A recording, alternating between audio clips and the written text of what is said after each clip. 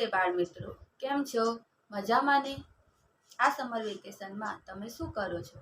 તો ચાલો ને આપણે શિક્ષણ કુંજ દ્વારા આયોજિત ઓનલાઈન ધમાચક્રી સમર કેમ્પમાં વિજ્ઞાનના પ્રયોગો વિશે જાણીએ. જુઓ બાળ મિત્રો, હવે આપણે વિજ્ઞાનનો એક પ્રયોગ જોઈએ.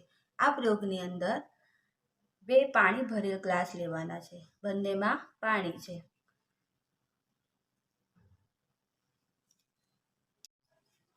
બાળ મિત્રો, હવે આ બંને ગ્લાસમાં લીંબુ મૂકવાનું છે. આ ગ્લાસમાં લીંબુ મૂકતા તે પાણી નીચે આવી જાય છે અને આ ગ્લાસમાં લીંબુ મૂકતા તે પાણી ઉપર તરે છે.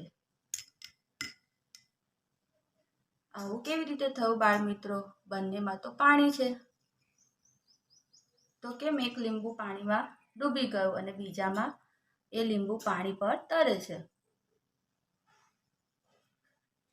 તો એનું